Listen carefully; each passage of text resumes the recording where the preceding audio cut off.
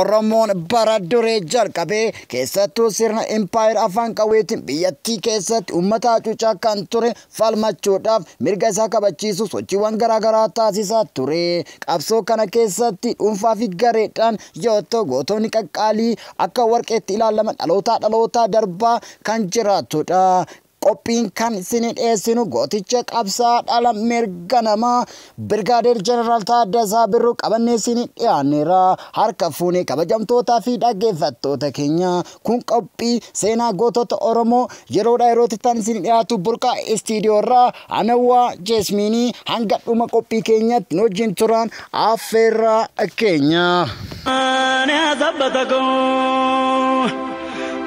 Dolea balalago malde garane azabatago bara kuda sagal didama godina Shawaa Kaabaa Aanaa Hidhabuu Abuutee ganda Siree Moorsee kan dhalate xiiqii fi aariidhaan gara qabsoo kan seenee kan dhalate tarree gootota Oromoo keessatti kan yeroo hunda maqaan isaa ka'u Jeneraal Taaddee Birruu. Taaddee Birruun ijoollummaa isaa loon tiskuudhaan maatii isaa tajaajilaa kan ture. Umuriin isaa barnoota geenyaan barnoota amantaa akka baratu maatiin isaa ergan. Barnoota amantaa kana barachuun eegalee afaan Giizii barreessuu fi dubbisuu yeroon itti hin fudhanne. Haa ta'u malee abbaan isaa Birruun yeroo Xaaliyaanii Itoophiyaa weerartu Obbo Birruun duula yoo ta'u waraana irratti wareegamee kana malees haati Taaddee Birruu du'a Obbo Birruu dhaga'uudhaan dhukkubsattee yoo ta'u ji'a muraasa booda lubbuudhaan dabarte. Kana booda Taaddeen Birruun umurii isaa ijoollummaa jaalala maatii isaa waan dhabeef keessattuu duuti abbaa fi haadha isaa baay'ee isa aarsee xaanaanii irratti duuluudhaaf bosona akka gale seenaan ragaa baha.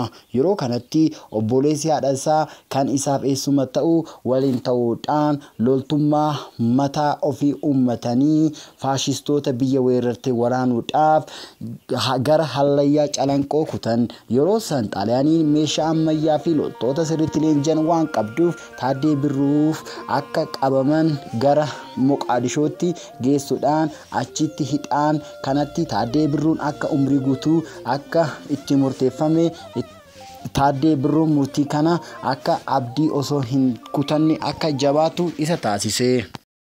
Jeneraal Taaddee Birruu mana hidhaa keessatti dararaan tan faashistootaatiin irra ga'e yoo ta'u yeroo Somaaliyaan kolonii Xaaliyaanii jalaa baatee harka Ingiliziitti kuftu Jeneraal Taaddee Birruu fi namoota isa waliin hidhaman carraa gaarii ta'ee tokko uume. Carraa kanatti hidhaan umurii guutuu itti murteeffamee ture akka fashalaa'u ta'e. Yeroo san Taaddee Birruun nama cimaa dandeettii adda ta'e waan ta'eef gara loltummaa Ingiliziitti akka makamu carraa argate. Carraa kanaan dhufe Taaddee Birruu nama cimaa fi dandeettii hunda adda ta'e waan qabuuf malee gurraacha yeroo sana warra adii biratti fudhatama hin qabu ture. Sababiin isaa qoodiinsa sanyii amantaa kan bal'inaan itti mul'atu ture. Jeneraal Taaddee Birruu nama biyya isaaf jaalalaa fi kabaja qabu bara 1941tti gara Itoophiyaa deebi'ee achiin booda sadarkaa loltummaa guddatee leenjii loltummaa hoolotaatti galmaa'ee achi keessa akka barsiisaa tajaajilaa ture. Bara 1954tti waraana irra humna poolisii jijjiiramee achitti barsiisaa ta'uudhaan achis humna poolisii ayyoomsee dirqama itti kenname. Dura ta'a Faxinoo Daraashii ta'uudhaan muudame. Bara 1960 yeroo fonqolchi mootummaa gaggeeffame faashaleessuudhaan irra gahee guddaa taphatee jira. Gocha kanaan Haayile Sillaaseen amanamummaa gonfatee yeroo kanatti pireezidaantii yeroo dhiyoo Afrikaa Neelsan Maandeellaa leenjisuu shuguxii yaadannoo fi ta'uu kennee jira. Bara 1953 Taaddee Birruun Birgaadeer Jeneraal ol guddatee yeroo sanitti dura ta'uudhaan Faxinoo Daraashii itti aanaa komishinii humna biyyaalessaa ajajaa waraana naannoo fi dura ta'aa duula dubbisuu fi barreessu biyyaalessaa ta'uudhaan tajaajileera. Birgaadeer Jeneraal Taaddee Birruun sabboonaa Oromoo kan jalqaba balaaleffataa ture yoo ta'u erga muummichi ministeeraa Akiliiluu Habtewaldi waliin haasa'anii booda Taaddee Birruun ilaalcha isaa jijjiirratee yeroo gaggeessan kana ture Akiliiluu Habtewaldi wajjin walgahii gaggeessan Oromoo ta'uu isaa kan hin hubanne waan tureef Akiliiluun Oromoonni akka hin barannee fi loltummaa akka hin qacaramne Taaddasaa timee. Yeroo kana Jeneraal Taaddee Birruun yaada isaa akka jijjiiru ta'e bara 1964 miseensa waldaa walgargaarsa Maccaaf Tuulamaa ta'e waldaa kana keessatti sochii baay'ee godheera. Itti makamuun waldaa Maccaa fi Tuulamaa waldichi akka beekamtii argatu taasisee jira.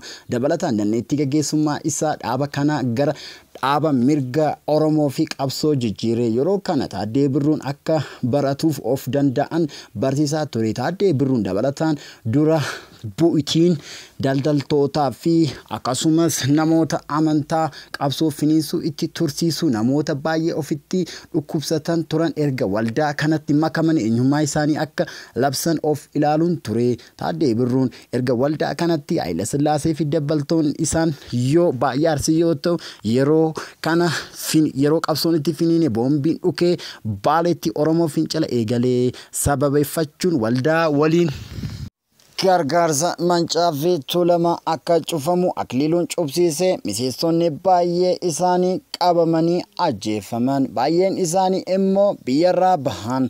Taaddee Birruun akka hidhamu taasifame. Mana hidhaa keessa waggaa 3 erga ture booda dhokatee jalaa bahee. Erga mana hidhaatii badees fonqolcha mootummaa Oromoo sadarkaa olii irraa waliin taasisuun kana malees Haayile Sillaasee ajjeesuuf karoorsee kun osoo hin milkaa'in hafe. Kanumarraan Taaddee Birruun qabamee reebamee gara mana hidhaatti geeffame. Murtiin du'aa itti murtaa'ee haa ta'uyyuu guyyaa nama uume malee hin du'an waan ta'eef murtiin du'aa gara umurii guutuutti jijjiirame. Gaggeessitoonni baay'een isaanii ni ajjeefaman. Achiin gadhiifamee gara galamsootti deemee achi hidhamuu akka turu taasifame. Yeroo galamsootti hidhame gaggeessitoonni Oromoo beekamoo kan akka Baaroo Tumsaa, Elamoo Qilxuu, Ahmed Hundee, Sheek Bakir Saaphiloo wajjin wal argan. Malgodi jetta malgodina jetta malgodi jetta malgodina jetta ya balafa malgodina jetta. Empire kama waan dhufeef Taaddee Birruun carraa kanatti fayyadamuudhaan mana hidhaa galamsoo keessa miliqee Finfinneetti. Malgodi jetta malgodina jetta haruusin bu'aa malgodina jetta mirran bari'ee malgodina jetta ya balafa malgodina jetta. Akka to'atamu ajajni itti bahee garuu Taaddeen jalaa miliqee fincila Shawaa keessatti gurmeessuu jalqabe. Hiriyootaan isaa kan turan Koloneel Hayilee Raggaasaa, Meejar Abbabaa Gabra Maariyaam. Lafti goloolee gaaddisa keessanii lafti bal'aa fi gaaddisa keessanii kan buttus daa'ima keessanii maal godhi jetta maal godhina jedhuun jalatti socho'uu jalqaban.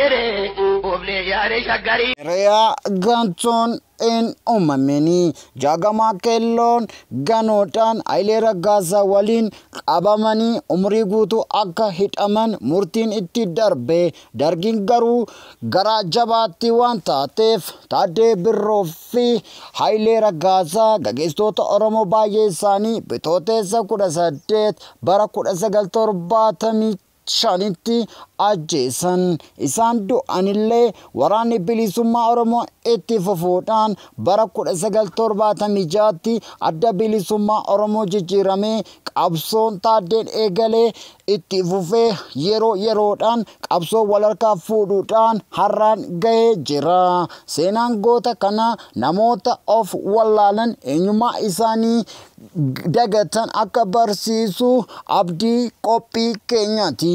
Akkuma sirbituun jedhee osoo gaangonni dhaltee gaangoota zinnaariisanii dhalaa osoo kan du'e galee Taaddasaa Birruu galaa.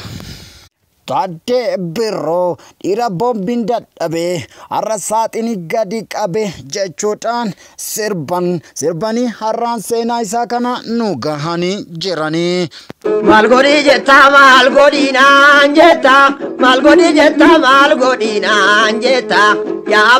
Walumaa galatti seenaan goota kana akka warqiitti kan ilaalamuuf du'a osoo hin sodaatiin hidhaa osoo hin sodaatiin falmee dura dhaabbachuudhaan yeroo sana Oromoon akka baruu fi akka beeku gahee guddaa baateera. Nuti dhaloonni har'a afaan keenyaan barachuu dubbisuu dhaloota nu fuuldura jiran dabarsuudhaaf gahee keenya haa baannuun dhaamsa qophii keenyaati. Kan qopheessee isinii dhiyeesse Jeesmiinii Borqaa. Kan gulaalee Shaambal Naggasaa kun qophii goototaa yeroo hunda isin dhiyaatu Borqaa Stuudiyoorraa torban qophii gootan biraatiin wajjin wal agarraa hammasitti nagaa sinin jenna.